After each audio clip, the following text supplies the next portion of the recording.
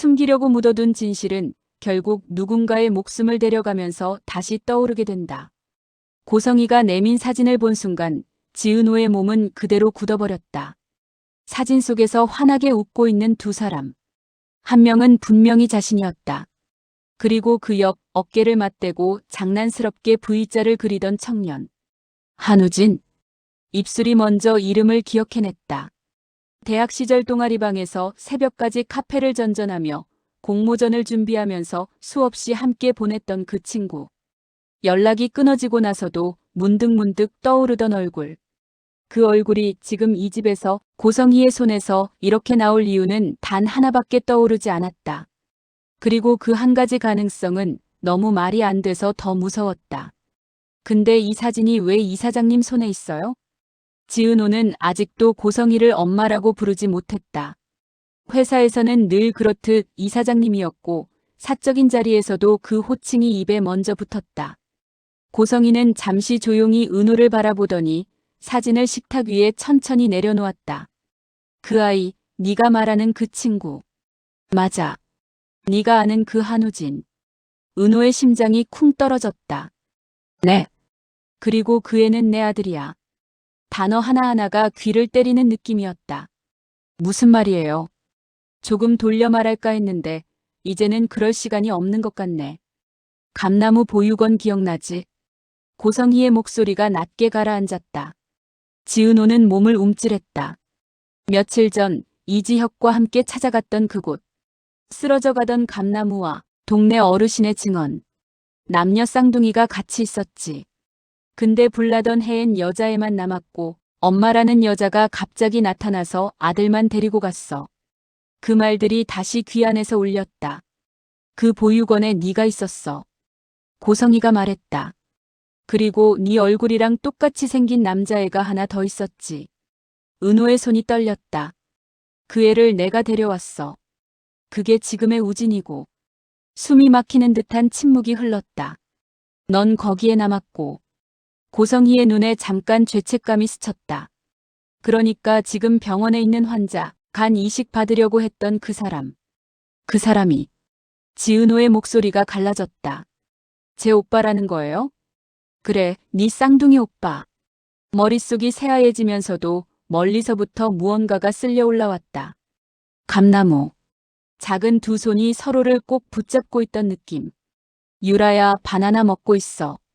엄마 금방 올 거야. 자신을 부르던 목소리, 자신과 비슷한 얼굴의 아이. 기억인지 상상인지 모를 장면이 한꺼번에 밀려왔다. 말도 안 돼요. 지은호는 가까스로 말했다. 전 입양된 거고 오빠 같은 건 없다고. 엄마가, 아니 양엄마가 그렇게 말했어요. 항상. 그분 입장에선 그게 맞는 말이지. 고성희가 담담하게 답했다. 넌 그분의 딸이야. 키우고 안고 울고 웃게 해준 사람은 그분이니까. 나는 겨우 한 번 버리고 한 번 데려간 여자고. 그럼 저는 어떻게 여기까지 온 거예요? 어떤 사람이 널 보육원에 데려다 놓고 갔더라. 고성희가 눈을 내리깔았다. 그 이후는 나도 세세히 알 수 없어. 기록도 화재 때문에 많이 날아갔고 남은 기록으로 대충 짐작할 뿐이지. 네 양엄마가 널 데려가서 키웠고 나는 아주 나중에서야 네 존재를 알았어. 그래서요? 은호의 눈이 차갑게 떨렸다.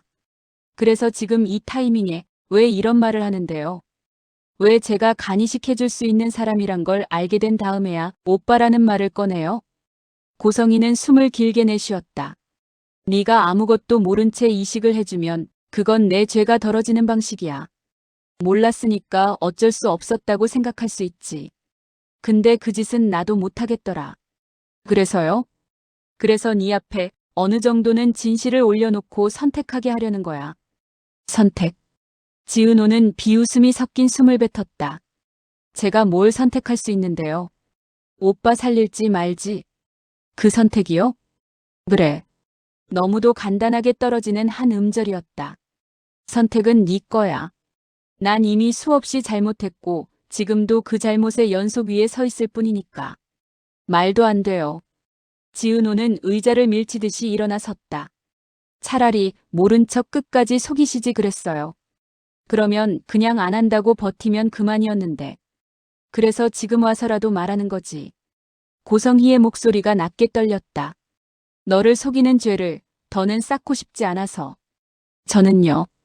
지은호는 숨을 몰아쉬었다. 이미 충분히 속았고 이미 충분히 버려졌어요. 이제 와서 진실 조금 더 얻는다고 용서 같은 거 안 나와요. 그럴 거라고 생각했어. 하나만 물을게요. 지은호의 눈동자가 흔들렸다. 우진 씨는 언제부터 알았어요? 자기가 제 오빠라는 거. 잠시 침묵. 꽤 오래. 고성희가 인정했다. 내가 말 안 하라고 했거든. 네가 알면 더 상처받을 거라고 생각했어. 저한테요? 은호의 웃음은 더 이상 웃음이 아니었다. 아니죠. 본인이 무너질까봐 그게 더 무서웠던 거겠죠. 고성희의 표정이 굳었다. 그래, 나도 무서웠지. 그래서 지금도 오빠 걱정보단 이 사태가 세상에 알려질까봐 더 무서운 거잖아요. 전곡을 찔린 듯 고성희의 눈빛이 잠깐 흔들렸다. 그러나 이내 입술을 다물었다. 나가볼게요. 지은호는 더 이상 이 공간에 있고 싶지 않았다. 은호야. 등 뒤에서 고성희가 불렀다. 지키려고 했어. 둘 다. 어떻게든. 지키고 싶었으면. 지은호는 돌아보지 않은 채 말했다. 버리지 말았어야죠.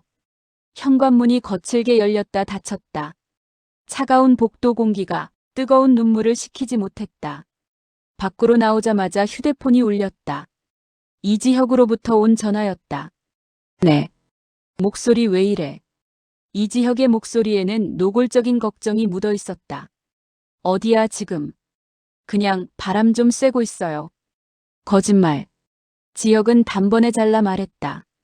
지금 네 목소리는 창문 열고 드라이브하는 사람 목소리가 아니라 바닥에 주저앉아서 숨 참고 버티는 사람 목소리야. 무슨 일 있었어? 한마디 한마디가 가슴을 찔렀다. 선배. 지은호는 한참이나 말을 잇지 못하다가 겨우 입을 열었다. 한우진 씨 있잖아요. 응. 그 사람 그냥 클라이언트 아들이 아니었어요. 지혁의 손이 핸들을 꽉 움켜쥐었다. 혹시 제 쌍둥이 오빠래요. 차 안에 한동안 아무 소리도 들리지 않았다. 확실해? 네. 감나무 보육원 쌍둥이 불나던 해에 한 명만 데려갔다던 여자, 그 여자가 이 사장님이었고요. 오늘 사진까지 보여줬어요. 저랑 우진 씨 같이 서 있는 사진. 지혁은 눈을 감았다 뜨며 한 번 더 현실을 확인했다. 그래서 이 사장님 집에 있었구나. 네. 넌 지금 어디야? 아직 아파트 단지 밖이에요. 거기서 움직이지 말고 있어. 선배 아니에요. 지은호는 고개를 저었다. 저 여기만 멍하니 서 있으면 미쳐버릴 것 같아요. 어디 가려고? 우진 씨부터 찾아야겠어요. 지은호의 목소리가 조금 단단해졌다. 그 사람 지금 어디선가 혼자 죽을 생각하고 있을지도 몰라요. 내가 간 이식 안 하겠다고 한 것 때문에. 그래서 혼자 가겠다고? 네. 안 돼. 지혁은 냉정하게 잘랐다. 지금 네 상태로 혼자 찾으러 나가면 둘 다 못 돌아와. 우진도 너도. 선배. 나랑 같이 가자. 짧지만 분명한 제안이었다. 어디 있을지 가문 와. 지은호는 잠시 숨을 골랐다. 지난번에 할아버지 장례 치르고 내려간다고 했던 데가 있어요. 기차 내리고 근처 숲의 오두막 같은 데서 며칠 쉬다가 올 거라고. 그 말 왜 그때 나한테 안 했어? 그땐 그냥 도망가고 싶어하는 사람이라고만 생각했어요. 지금처럼 죽으러 가는 사람이라고는 생각 못했고요. 그래. 지혁의 목소리가 낮게 가라앉았다. 위치 보내. 나 지금 출발할게. 선배. 응. 혼자 가겠다 그러면 붙잡아 주세요. 지혁은 씁쓸하게 웃었다. 지금 이미 붙잡고 있거든. 숲, 그리고 오두막. 겨울로 넘어가는 숲은 마른 나뭇가지 사이로 찬 공기를 흘려보내고 있었다. 이지혁의 차가 산길 입구에 멈춰 섰을 때 지은호는 이미 먼저 내려 서 있었다. 여기 맞아? 네. 예전에 사진 보여준 적 있었어요. 마음 식히고 싶을 때 오는 곳이라고. 지혁은 고개를 끄덕였다. 그래. 같이 가자. 둘은 나란히 산길로 걸음을 옮겼다. 발밑에서 바스락거리는 낙엽 소리가 괜히 더 크게 들렸다. 선배. 응. 이거 제 잘못인 것 같아요. 뭐가? 처음에 이사장님이 간이식 얘기 꺼냈을 때 제가 조금만 덜 버텼으면, 조금만 덜 화냈으면 이렇게까지 극단적인 선택까지 안 갔을 수도 있잖아요. 그래서 네가 뭘 잘못했는데? 지혁이 조용히 물었다. 살고 싶다고도 못하는 사람 대신 네가 화내준 거잖아. 그게 뭐가 잘못이야? 그래도요. 은호야. 지혁이 걸음을 멈추고 그녀를 돌아봤다. 누가 네 평생을 버려놓고 이제 와서 한 번만 도와달라고 매달리는데 거기서 화 한 번 안 내는 게 그게 비정상이지. 지은호의 눈가가 뜨거워졌다. 그러니까 지금은 오빠 욕을 먼저 해. 네. 네 쌍둥이 오빠 진짜 못됐다고. 자기만 죽으면 다 정리가 될 거라고 착각하는 바보라고. 그렇게 생각하면서 일단 살리고 보자. 선배, 지금 그 말 위로하려고 한 거 맞죠? 응. 근데 이상하게 설득력이 있네요. 지혁은 가볍게 웃었다. 내가 원래 이런 스타일이야. 그렇게 농담을 섞어가며 한참을 더 걸었을 때 낡은 오두막 하나가 시야에 들어왔다. 문은 반쯤 열려 있었고 안에서는 인기척이 거의 느껴지지 않았다. 기다려. 지혁이 먼저 다가가 문을 밀었다. 낡은 나무 냄새와 함께 차가운 공기가 새어나왔다. 그리고 좁은 방 한가운데 낡은 이불에 기대 앉아 있는 한 남자가 있었다. 피부는 잿빛에 가깝게 창백했고 입술은 바싹 말라 있었지만 눈동자는 또렷했다. 왔네. 한우진이었다. 그는 마치 누군가가 이렇게 찾아올 것을 이미 알고 있었다는 듯한 얼굴이었다. 어떻게 여길? 목소리는 쉬어 있었지만 익숙한 말투였다. 나 말고 누가 있어요? 지은호는 떨리는 숨을 가다듬으며 웃었다. 연락 끊고 잠수 타면 찾으러 오는 사람 항상 나였잖아. 우진의 입꼬리가 아주 조금 올라갔다. 그게 너더라. 지혁이 한 걸음 앞으로 나섰다. 한우진 씨 맞죠? 네. 우진이 고개를 끄덕였다. 그리고 은호가 말하던 그 우진이기도 하고요. 한우진. 대학 시절 내내 입에 붙어 있던 호칭이 잠시 귀 안에서 맴돌았다. 지은호는 천천히 다가가 우진의 눈을 바라봤다. 나 알지? 뭘? 우리 감나무 아래에 같이 있었던 거. 우진의 눈이 흔들렸다. 언제 알았어? 오늘. 그 여자가 말해줬구나. 그 여자가. 엄마라는 단어 대신 우진의 입에서는 그 표현이 먼저 나왔다. 사진 보여주셨어요. 어렸을 때 오빠랑 나 감나무 옆에서 찍은 사진. 감나무 보육원에서 한 명만 데려간 사람. 지은호는 숨을 삼켰다. 그 사람이 이 사장님이었다고. 우진은 고개를 숙였다. 그래서 여기까지 온 거야? 아니. 지은호는 고개를 저었다. 그냥 오빠 찾으러 온 거야. 우진의 얼굴에 잠깐 당황이 스쳤다. 나 죽으러 온 건데. 응. 알고 있어? 응. 지은호는 피하지 않고 답했다. 그래서 더 빨리 찾으러 왔어. 조용한 정적이 방 안을 채웠다가 지역의 낮은 한숨으로 깨졌다. 한우진 씨. 네. 죽으러 왔으면 준비는 좀 제대로 하고 오지 그랬어요. 우진이 어이없다는 듯 눈을 찡그렸다. 이게 무슨 말이에요? 미안하지만 지금 상태로는 당장 응급실로 끌고 가도 모자랄 판이라서요.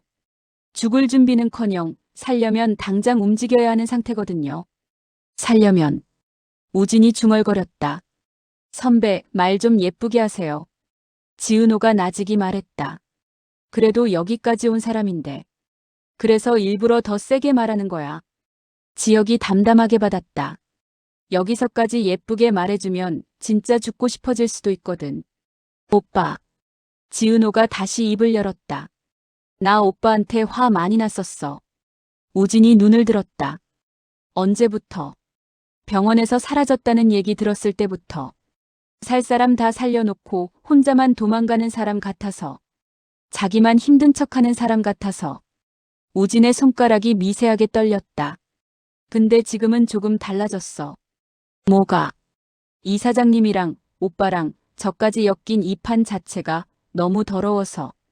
지은호는 씁쓸하게 웃었다. 솔직히 말하면 오빠가 도망치고 싶어 했다는 말이 조금 이해가 돼. 그래도 찾으러 왔네. 응. 왜? 우진의 질문은 짧았다.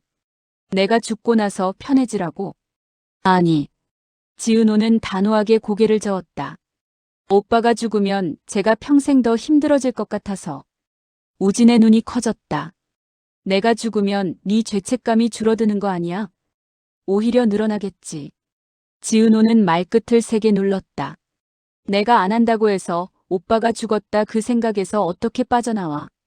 어떻게 연애하고 어떻게 밥 먹고 어떻게 웃어. 우진은 대답하지 못했다. 그러니까 죽을 거면 나 안 만났을 때 죽었어야지. 지은호는 자신도 모르게 목소리를 높였다. 쌍둥이인 줄 모를 때, 그냥 예전 대학 친구 정도로만 알 때. 그랬으면 그래도 아, 옛날에 알던 사람이구나 하면서 어떻게든 잊을 수 있었을지도 몰라. 근데 이제 와서 쌍둥이니 뭐니 다 풀어놓고 여기서 죽겠다는 건. 거기까지 말하다가 목이 메었다. 진짜 비겁한 거야, 오빠. 오랫동안 숨겨온 말이었다. 우진은 한참 동안 아무 말도 하지 않았다. 그러다 천천히 눈을 감았다가 떴다. 그래. 목소리는 낮고 갈라져 있었지만 어딘가 담담했다. 비겁한 거 맞다. 너 말대로. 나 태어난 것도 남들처럼 태어나지 않았고 키워진 것도 정상이 아니었고 마지막까지 누구 좋은 일 시키다 죽을 뻔했거든. 우진의 입꼬리에 쓴웃음이 걸렸다. 그래서 이번만큼은 내가 결정하고 싶었어. 내가 언제 어디서 어떻게 끝낼지. 혼자서? 응. 그 사람들 책임은. 지은호는 물러서지 않았다. 이사장님 아니 고성희 씨. 그리고 그 옆에서 아무것도 모르는 척 눈 감고 살아온 사람들. 그 사람들 책임은 지금 그 얘기까지 할 여유가 있어. 지은호가 잘났다. 오빠 아직 안 죽었어요. 완전히 무너지기 전에 우리가 어떻게 할지 결정할 시간은 있어요. 그때까지 조용히 듣고 있던 이지혁이 나섰다. 한우진 씨. 네. 죽는 방법은 나중에 논의해도 늦지 않습니다. 선배. 지금부터는 사는 방법부터 생각합시다. 지혁의 눈빛이 단단했다. 그리고 지금 판을 보면요. 그는 천천히 말을 이었다. 죽는 쪽보다 사는 쪽이 훨씬 더 재밌을 것 같아요. 복수든 청산이든 뭐든. 우진이 피식 웃었다. 낙관적이시네요. 저 원래 이렇게 안 낙관적인 사람입니다. 지혁이 담담하게 말했다. 근데 이번만은 살아남는 게 이기는 거라는 생각이 들어요. 오두막 안에 다시 정적이 흘렀다. 그리고 우진이 아주 조용하게 말했다. 알겠어요. 일단 죽는 건 미루죠. 그 한마디에 지은호의 다리가 풀릴 뻔했다. 대신 우진이 덧붙였다. 병원에 다시 가더라도 간이식 얘기는 내 입으로 먼저 거절할게요. 그게 동생한테 할 수 있는 마지막 예의 같으니까. 지은호는 눈을 감았다 떴다. 그건 오빠 마음대로 하세요. 근데 그녀는 침을 삼켰다. 완전히 죽을 수 있는 선택지는 우리 셋이 같이 테이블에 앉아서 마지막까지 고민하고 나서 없애요. 우리 셋? 저, 선배, 그리고 오빠. 우진은 잠깐 그 말을 곱씹었다. 셋이서 같이 고민해 줄 거야? 응. 넌 원망 안 해? 원망해. 대답은 빠르고 솔직했다. 근데 원망한다고 해서 오빠가 안 태어난 것도 아니고 네가 안 버려진 것도 아니고 이 사장님이 안 나쁜 사람 되는 것도 아니잖아. 그러니까 지은호가 한숨을 쉬었다. 일단 같이 살아남고 나서 그 다음에 천천히 얼마나 원망할지 정해. 우진의 눈가가 붉어졌다. 너 예전보다 많이 독해졌다. 배운 게 많아서요. 어디서? 사람이 너무 착하면 죽는 순서만 앞당겨진다는 거, 그 사람들 보면서. 병원으로 돌아가는 길 세 사람은 결국 우진을 부축해 오두막을 나왔다. 차 안에서 우진은 눈을 감고 누워 있었고, 지은호는 그 옆에서 손목에 조용히 손을 얹어 맥을 짚었다. 이지혁은 운전대를 잡은 채 거의 한마디도 하지 않았다. 그때 그의 휴대폰이 진동했다. 후배로부터의 전화였다. 선배, 지금 어디예요? 차 안, 왜? 병원 쪽 난리 나기 직전이에요. 무슨 소리야? 전에 말했던 그 기자 있죠. 결국은 그 여자가 원하는 대로 된 거네. 그 쓰레기 부부 정체를 좀 흘려야겠어. 이러던 사람. 지역의 표정이 굳었다. 벌써 움직였어요. 보육원 화재, 버려진 쌍둥이, 재벌가 재혼, 간이식까지 다 묶어서 기사 만들고 있는 것 같아요. 이거 터지면 제일 먼저 짓밟히는 사람 누군지 알죠? 지역은 굳이 이름을 입 밖에 내지 않았다. 굳이 말하지 않아도 둘 다 알고 있었다. 막을 수 있어? 완전히는 모르겠어요. 근데 최소한 일정은 좀 늦출 수 있을 것 같아요. 자료 넘기라는 쪽에 팩트체크 더 필요하다고 버티고 있으니까. 잘하고 있어. 우진 씨는요? 데리고 가는 중. 살아있어요? 어. 짧은 대답 뒤에 지역은 잠시 침묵했다. 살려서 데려간다. 그 말은 자신에게도 전화를 건 후배에게도 지금 조용히 눈을 감고 있는 두 사람에게도 동시에 하는 다짐 같았다. 그 시각 이상철의 집 거실. TV에서는 시니어 모델 선발대회 중계가 나오고 있었다. 이지환은 소파에 엎드리듯이 누워 휴대폰으로 짧은 영상을 보다가 우연히 TV 쪽으로 시선을 돌렸다. 낯익은 얼굴이 화면을 채웠다. 조옥래였다. 80대 시니어 모델 첫 런웨이 도전. 화면 하단에 자막이 떠 있었다. 할머니다. 이지환이 소리쳤다. 엄마, 아버지, 빨리 와보세요. 주방에서 설거지를 하던 김다정이 황급히 손을 털고 나왔다. 왜? 뒤이어 방에서 나오는 이상철. 또 뭐가 터졌냐? 그 순간 TV 화면에서 조옥래의 목소리가 흘러나왔다. 내 차례 되니까내 시간이 심장이 벌렁벌렁합니다. 조금 떨리는 목소리였지만 눈빛만큼은 또렷했다. 무대 뒤 스태프가 다가와 말했다. 조옥래 모델님 나가실게요. 그 말을 듣는 순간 조옥래는 허리를 한번 곧게 펴고 천천히 런웨이 쪽으로 걸음을 옮겼다. 어머니 나왔다. 이상철의 눈가가 순식간에 붉어졌다. 와, 진짜 멋있으시다. 김다정도 입을 반쯤 벌린 채 화면을 바라봤다. 조명이 번쩍이는 런웨이를 작은 체구의 할머니가 굳은 걸음이지만 떳떳하게 걸어 나왔다. 고운 한복을 입고 입술을 꼭 다문 채 그러나 눈빛은 자랑스럽게. 우리 엄마가 저렇게 또 새로 시작을 하네. 이상철의 목소리가 떨렸다. 이 나이에. 김다정이 남편 팔을 살짝 잡았다. 여보도 시작하잖아요. 자격증 따고 취업 준비하고. 어머님 보면서 우리도 끝까지 버텨야죠. 이지환은 잠시 화면을 바라보다가 툭 한마디를 던졌다. 엄마, 아버지. 응? 나도 나 인생 제대로 한번 살아볼래요. 둘이 동시에 아들을 바라봤다. 장난 섞인 말투가 아니었다. 오랫동안 어딘가 눌려있던 체념을 조금 비켜 세우는 듯한 눈빛이었다. 도심의 작은 카페.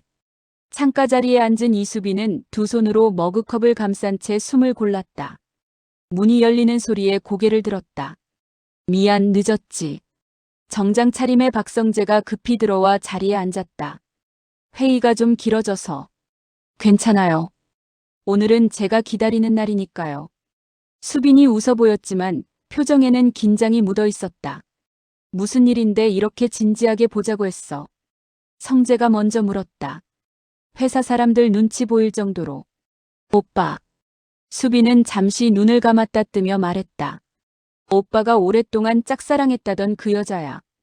그 여자 잊고 싶어서 나 만나겠다고 한 거지. 목소리는 떨렸지만 단어는 또렷했다. 우리 시간 좀 갖자. 성재의 표정이 굳어졌다. 수빈아. 아니라고 할 거예요? 수빈이 바로 물었다. 나한테 잘해준 거 고마워요. 근데 오빠가 나 볼 때랑 그 여자 얘기할 때 눈빛이 다른 건 나도 알아요. 그건 오빠가 나 좋아한다는 거 믿어요. 근데 그건 지금 현재 좋아하는 거고 그 사람은 오래된 마음이잖아요. 수빈은 시선을 피하지 않았다. 나 그 여자 대신 잠깐 머무는 사람이고 싶진 않아서요. 성재는 아무 말도 못했다. 어떤 위로를 꺼내도 거짓이 섞일 것 같았다. 그가 오랫동안 마음속에 품어온 사람이 다름 아닌 현재 이 모든 소용돌이의 중심에 서 있는 지은호라는 사실이 더더욱 입을 막았다. 헤어지자는 말은 지금 못하겠어요. 수빈이 먼저 말했다. 나 오빠 좋아하니까. 솔직한 고백이었다. 근데 우리 둘 다 정리할 건 정리하면서 한 번만 진짜로 생각해봤으면 좋겠어요. 오빠 마음이 어디까지 왔는지, 나는 어디까지 들어와 있는지. 수빈아. 성재가 힘없이 웃었다. 네가 너무 어른이라서 내가 더 부끄럽다. 그럼 어른답게 생각해줘요. 수빈도 억지로 웃었다. 이사장님이건 회장님이건 누가 뭐라 해도 우린 우리 인생 살아야 하는 거니까. 그 말은 생각보다 오래 성재의 머릿속에 남았다. 한편 박진석의 집. 서재에서 나와 거실을 지나던 박영란은 문득 전화 한 통을 끊고 머리를 감싸쥐었다. 왜 또 무슨 일인데? 뒤에서 고성희의 목소리가 들려왔다. 화실 정리한다니까 당당하게 빼라고 하더니 둘이 들어앉을 방을 구해.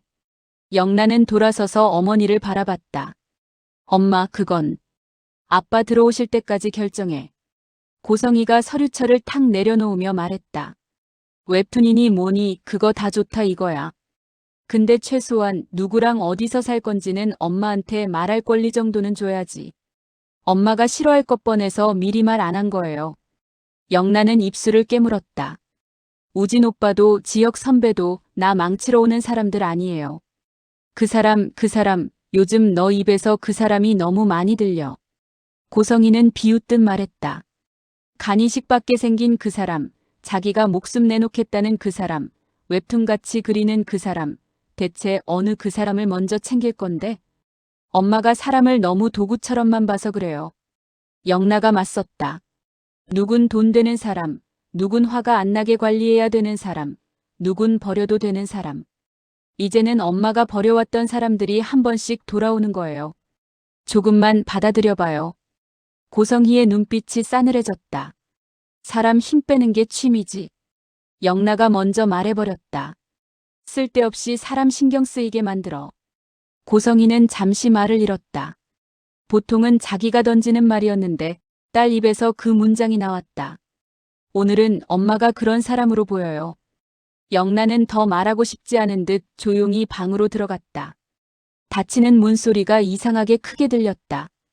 박진석이 늦게 집에 들어왔을 때 영란은 이미 거실 소파에 앉아 기다리고 있었다. 우리 딸 왜 안 자고 있어? 넥타이를 느슨하게 풀며 박진석이 웃었다. 아빠. 영란은 진지한 눈빛으로 아버지를 바라봤다. 저 아빠한테 드릴 거 있어요. 이렇게 격식을 차리네. 박진석은 농담처럼 웃으며 소파에 앉았다. 웬만한 건 다 받아줄 자신 있는데. 영란은 작은 봉투 하나를 꺼내 두 손으로 내밀었다. 이거 우진 오빠가 저한테 맡기고 간 거예요. 우진이가? 네, 본인 손에 있으면 어느 쪽이든 죽을 수도 있다고 그렇게 말했어요. 박진석의 표정이 굳어졌다. 봉투 안에는 부동산 등기 서류 사본, 수상한 자금 흐름이 적힌 메모, 어떤 계약서가 섞여 있었다. 그리고 한 장의 사진. 젊은 시절의 고성희와 낯선 아이들이 함께 찍힌 사진. 이게. 박진석의 손이 약간 떨렸다. 아빠. 영나가 조용히 말했다. 저 아빠가 어떤 선택을 할지는 제가 간섭할 생각 없어요. 근데 이제는 아빠도 다 알고 선택해야 할 것 같아서요. 엄마가 뭘 했고 누굴 버렸고 누굴 다시 찾으려 했는지. 박진석은 봉투 안에 서류를 한 장 한 장 넘기다가 손을 멈췄다. 지금까지 몰랐다고 말할 수 있었던 선을 눈앞에서 넘어버리는 내용들이었다. 대신 이제부터는 알고도 눈을 감았다는 말만 남을 것 같았다. 영나야. 박진석이 낮게 불렀다. 네가 이걸 왜 가지고 있는지 묻지 말아도 되겠니? 언젠가 엄마가 아빠를 버릴지도 모른다고 생각해서요. 영나가 담담히 대답했다. 그때 아빠가 아무것도 모른 채 버려지면 너무 억울할 것 같아서. 그 말에 박진석의 목이 순간적으로 메었다. 알겠다. 고맙다. 그는 봉투를 더 단단히 쥐었다. 이제 아빠가 할 차례네. 병원. 한우진은 다시 병실로 입원했고 각종 검사가 이어졌다. 지은호와 이지혁은 대기실 한쪽에 나란히 앉아 있었다. 긴장감에 둘 다 말수가 줄어 있었다. 잠시 후 담당 의사가 다가왔다. 지은호 씨. 네. 지난번 검사 결과 기준으로 말씀드리면 여전히 공여자로서 조건은 잘 맞습니다. 체력도 크게 떨어진 상태는 아니라서 수술은 가능합니다. 그 말은 같은 선택지를 다시 눈앞에 올려놓는 소리였다. 의사가 자리를 뜨자마자 지혁이 먼저 입을 열었다. 은호야. 네. 너 한 번만 내 말 들어줄래? 선배 말은 웬만하면 듣는 편이죠. 억지로 농담을 섞었지만 목소리가 떨렸다. 지혁은 숨을 길게 들이마셨다. 나도 적합검사 받을게. 은호가 놀라며. 선배가 왜요? 그냥 회사 선배도 그냥 동네 형도 아니니까. 지혁이 말했다. 이 판에 이미 같이 들어왔잖아. 너 혼자만 안에 서 있게 하기에는 너무 늪 같아서. 선배는 가족도 아니에요. 지은호가 일부러 차갑게 말했다. 혈연도 아닌데 이런 일에까지 끌어들이기 싫어요. 반대로 물어볼까? 지혁이 되물었다. 가족이라서 나한테 이 얘기 다 털어놓은 거야? 아니면 가족이 아니니까 마지막 안전장치처럼 나한테 말한 거야? 지은호는 입을 다물었다. 어느 쪽이든 상관없어. 지혁이 말했다. 중요한 건 너 혼자서 이 무게 감당 못한다는 거. 그러니까 나도 같이 들자. 선배. 검사한다고 다 된다는 보장도 없어. 지혁이 현실적인 말을 덧붙였다. 안 맞을 수도 있고 맞더라도 수술까지 갈지 말지는 그때 가서 우리 셋이 같이 정하자. 너, 나, 우진 씨. 왜 자꾸 셋이래요? 둘이서 정하면 꼭 누가 하나는 망가지더라. 지혁이 씁쓸하게 웃었다. 셋이면 그래도 한 명은 말려줄 수 있잖아. 지은호는 결국 웃음을 터뜨렸다. 눈물이 함께 떨어졌지만 정말 사람 마음 약하게 만드는 말만 골라서예요. 그건 네가 더 잘하면서. 검사까지만. 지혁이 손을 내밀었다. 일단 거기까지만 같이 가자. 지은호는 잠시 망설이다가 천천히 그 손을 잡았다. 알겠어요. 검사까지만. 검사 동의서에 사인을 하고 나오는데 펜을 쥔 손가락보다 심장이 더 떨리고 있었다. 지은호는 잠시 복도 난간에 기대어 숨을 골랐다. 괜찮아? 옆에서 이지혁이 물었다. 솔직히요? 응. 하나도 안 괜찮아요. 지은호는 억지로 웃었다. 그래도 이렇게라도 같이 서 있으니까 조금은 덜 무서워요. 그 말 들으니까 검사 안 맞는다고 나오면 좀 서운하겠는데. 지혁이 장난스럽게 말했다. 제 몸 걱정은 안 하시고요. 네 걱정부터 하고 나서 내 걱정할게. 지혁은 짧게 숨을 내쉬었다. 결과 나올 때까지 조금 시간 걸린대. 그동안 집에는 전화했어? 집. 그 한 글자가 갑자기 더 무겁게 느껴졌다. 아니요. 지은호는 휴대폰을 내려다보았다. 엄마와 동생 이름 옆에 안 읽은 통화 기록이 수십 개씩 쌓여 있었다. 전화라도 한 통. 지금은 자신 없어요. 지은호는 솔직하게 말했다. 무슨 말부터 꺼내야 할지 모르겠어요. 친엄마 얘기부터 해야 할지, 쌍둥이 오빠 얘기부터 해야 할지, 간 이식 얘기부터 해야 할지, 어떤 순서로 말해도 누군가를 찍게 될 것 같아서. 그냥 지금 있는 그대로만 말하면 안 돼? 지혁이 조심스럽게 물었다. 나 지금 병원에 있고 네가 생각하는 것보다 많이 복잡하지만 그래도 지금 살려고 발버둥 치고 있다. 이 정도만. 지은호는 잠시 눈을 감았다 뜨며 휴대폰을 쥔 손에 힘을 줬다. 선배는 쉬운 말 잘하는 것 같아요. 내가 할 수 있는 최선이 그 정도라서 그렇지. 그는 조금 비켜서며 말했다. 전화할 동안 저쪽 끝에 가 있을게. 혹시 울어도 못 들은 척 해줄게. 선배. 지은호는 그를 불렀다가 결국 고개를 끄덕였다. 네, 해볼게요. 양엄마에게 걸려온 전화. 호흡부터 정리하고 통화 버튼을 눌렀다. 엄마. 이제 전화를 받네. 정순이의 목소리는 화와 걱정이 섞여 있었다. 너 요즘 나를 너무 시험하는 거 아니야? 회사 다닌다며 일하러 나간 딸이 며칠째 얼굴도 안 비치고 전화도 안 받고. 미안해요. 일이 좀 복잡해서. 그 복잡한 일에 우리가 들어갈 자리는 있어? 아니면 다 끝나고 결과만 통보해 줄 거야? 단단한 말투였다. 지은호는 숨을 들이마셨다. 엄마. 응. 나 병원이야. 잠시 정적. 네가 아픈 거야? 아니면 그 여자 때문이야? 그 여자. 입양 사실이 처음 드러나던 날부터 정순이 입에서 나올 때마다 가시가 박히던 단어였다. 둘 다예요. 지은호는 솔직하게 말했다. 나도 아픈 것 같고 그 여자 때문에 더 아픈 것 같고. 간 이식해준다는 소리는 아니지? 엄마. 그날 내가 뭐라 그랬어? 혈연 찾은 것도 모자라서 간까지 떼어준다 그러면 그땐 나하고 인연 끊으라고 했지. 그 말이 귀 안에서 다시 울렸다. 엄마, 그때는 몰랐어요. 뭘? 그 사람이 그냥 피부치가 아니라 내 쌍둥이 오빠라는 걸. 한동안 전화기 너머에서 아무 소리도 들리지 않았다.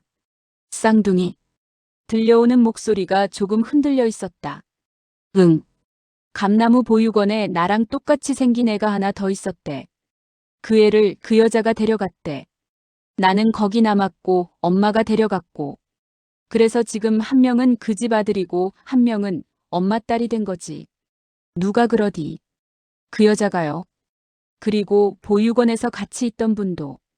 그 여자 입에서 나온 말은 한마디도 믿지 말랬지. 정순이가 끼어들었다. 쌍둥이든 뭐든 그게 지금 왜 중요해. 키운 사람은 나야. 네가 내 딸이라는 사실이 조금이라도 달라져. 달라지진 않죠. 지은호는 바로 대답했다. 엄마가 나 키워준 거 내가 어디 가서도 자랑하고 싶어요. 근데 지금 이 판에서 쌍둥이라는 사실은 어쩔 수 없이 중요해졌어요. 간이식 문제 때문에. 그 얘기 또야. 정순이의 한숨이 길게 새어나왔다. 너 진짜 그 사람한테 간 주려고 그러는 거야? 아니요. 지은호는 고개를 저었다. 안 줄 거예요. 내 간 하나로 모든 죄를 덮을 수 있는 결말 절대 안 만들 거예요. 그건 엄마한테도 오빠한테도 나한테도 공평한 결말이 아니니까. 정순이는 잠시 숨을 고르는 듯 했다. 그럼 왜 병원에 있어? 오빠 찾으러 갔다가 다시 모시고 왔어요. 그 사람이 오빠야? 응. 간 받으려고 기다리던 사람. 엄마. 지은호가 조심스레 말했다. 나 지금은 누가 엄마인지 따지고 싶지 않아요. 나 키워준 엄마는 세상 어디에도 하나뿐이고 그 자리는 아무도 못 빼앗아요. 말은 잘한다. 조금 누그러진 목소리였다. 근데 나 버린 사람한테 내 간까지 줘가며 용서해줄 마음은 지금 없어요. 그건 엄마한테도 예의가 아닌 것 같아서. 그래서 검사만 했어요. 다른 사람. 다른 사람? 엄마가 별로 안 좋아할 만한 사람. 정순이는 누구를 떠올렸는지 몰라도 작게 혀를 찼다. 또 내 선배야? 네. 참, 그 사람도 별일이다. 지 피 한 방울 안 섞인 일에 뭐가 그렇게. 정순이는 끝내 말을 삼켰다. 그래, 그럼 지금은 내가 하고 싶은 대로 해. 엄마, 내가 또 뭐라고 떠들어도 어차피 네가 알아서 다 결정할 거잖아. 다만 한 가지만 기억해. 목소리가 조금 낮아졌다. 네가 살아야 나도 산다. 네가 죽으면 나도 같이 죽는다고 생각해. 지은호의 눈가가 붉어졌다. 네. 그래서 묻는 거야. 간이식 해줄 생각 있냐 없냐? 없어요. 주저없이 대답했다. 그러면 나도 더 이상 그 얘기로 널 못 괴롭힐 것 같다. 정순이는 조금 길게 숨을 내쉬었다. 나중에 시간 나면 얼굴 좀 보여. 너 없는 밥상 너무 썰렁해. 금방 갈게요. 전화를 끊자마자 눈물이 왈칵 쏟아졌다. 복도 끝에서 기다리고 있던 이지혁이 조용히 다가왔다. 잘했어? 저 엄마한테 거짓말 안 했어요. 지은호는 눈을 훔치며 말했다. 간 안 줄 거라고. 그래서 엄마가 나 죽는다고 생각 안 해도 되게. 그럼 됐지. 지혁이 고개를 끄덕였다. 이제 네가 너한테 거짓말 안 하는 일만 남았네. 그게 제일 어렵잖아요. 그래서 내가 옆에 있는 거고. 그의 말에 지은호는 조금은 덜 무서워진 얼굴로 웃었다. 서울 도심의 작은 편집 사무실. 노트북 화면에는 익명 제보 25년 전 보육원 화재의 진실이라는 제목의 메일이 떠 있었다. 기자는 화면을 훑어보며 입가를 비틀었다. 결국은 그 여자가 원하는 대로 된 거네. 그가 중얼거렸다. 애 하나는 재벌가 아들로 키우고 애 하나는 필요할 때 꺼내 쓰는 장기 창고로 남겨놓고. 옆자리에서 후배 기자가 물었다. 선배, 이거 진짜 나갈 수 있는 건가요? 사실관계 확인 안 된 부분이 너무 많아서. 사실관계. 기자는 냉소적으로 웃었다. 보육원 화재 기록, 당시 입소자 명단, 지금 회사 구조, 재벌가 재혼 시점. 이 정도면 퍼즐이 너무 잘 맞아서 오히려 의심스럽지 않냐? 그래도 피해자 쪽 반론도 들어봐야. 피해자? 기자는 비웃음을 더 크게 했다. 여기서 피해자가 누군데? 후배는 입을 다물었다. 어차피 이런 기사 나가면 가장 먼저 짓밟히는 건 힘없는 쪽이지. 기자는 담담하게 말했다. 입양된 딸 간 이식 공여자 후보. 그 이름 하나만 인터넷에 돌면 댓글창 불타는 거 눈에 선하다. 그래서 더 조심해야 하는 거 아니에요? 조심은 하되 멈추진 않아. 기자는 키보드를 두드리며 말했다. 정리 좀 더 하고 내일쯤 첫 번째 기사 올릴 거야. 일단은 재벌가 둘째 부인의 과거 쪽으로. 쌍둥이 얘기는 그 다음 회에. 후배는 속으로 한숨을 쉬었다. 누군가의 인생이 회차별 기사 기획처럼 나뉘어져 있다는 사실이 묘하게 섬뜩했다. 병실. 검사가 끝난 뒤 잠시 안정실에 누워있던 이지혁이 기운을 차리고 나왔을 때 지은호는 우진의 병실 앞 의자에 앉아 있었다. 결과는 내일쯤 나온대요. 그녀가 말했다. 몸은 괜찮고 요즘도 샐러드만 먹냐고 물어보긴 하더라고요. 지혁이 농담을 던지자 은호가 조금 웃었다. 우진 오빠는요? 조금 전까지 깨어 있었는데 지금은 약 먹고 자는 중. 지혁은 문 안쪽을 슬쩍 훔쳐봤다. 산소줄과 수액 라인들이 한 사람의 생명을 겨우 붙잡고 있는 모습이 기계적인 불빛 속에 담겨 있었다. 선배. 응. 만약에 선배가 적합하다고 나오면 어떻게 할 거예요? 질문은 조심스러웠지만 답은 이미 알고 싶은 표정이었다. 그때 가서 정하자고 했잖아. 선배 마음속에는 이미 답이 있잖아요. 지은호는 지혁을 올려다보았다. 저한테 거짓말하지 말라면서 본인은 스스로한테 거짓말하고 있는 거 알아요? 지혁은 잠시 침묵했다. 솔직히 말하면. 그는 벽에 살짝 기대며 말했다. 하고 싶어. 수술. 지은호의 눈이 커졌다. 왜요? 내가 할 수 있는 일 중에 제일 확실한 일이니까. 그는 담담하게 이어 말했다. 말로 위로해주는 건 언제든 모자라 보이고 옆에 있어주는 것도 어쩐지 부족해 보이는데 몸에서 뭐 하나 떼어내는 건 그나마 했다고 말할 수 있으니까. 그게 선배한테는 쉬워요? 하나도 안 쉬워. 지혁이 웃었다. 무섭고 겁나고 여차하면 내 인생도 바뀔 수 있는 일인데 쉽겠어? 그런데도요? 그런데도. 그는 천천히 고개를 끄덕였다. 이 판에서 유일하게 정직한 선택 같아서. 정직한. 누구한테 빚지지 않고 누구의 죄를 덮어주지도 않고 그냥 한 사람 살리는 선택. 선배는 왜 그렇게 저를 믿어요? 지은호는 갑자기 그런 질문이 튀어나왔다. 제가 나중에 선배 탓하면서 도망갈지도 모르는데. 그럼 그때 또 잡으면 되지. 지혁은 대수롭지 않게 말했다. 넌 도망가도 결국 돌아오는 스타일이야. 내가 보니까. 지은호는 말없이 그를 바라보다가 작게 웃었다. 그거 칭찬 맞죠? 내가 할 줄 아는 칭찬 중에 제일 큰 편이야. 다음 날 저녁. 박진석은 회사에서 곧장 집으로 들어오지 않았다. 운전기사가 내리는 길 대신 그는 따로 차를 돌려 한 카페 앞에 섰다. 그곳에는 이미 고성희가 앉아 있었다. 이 시간에 카페는 또 웬일?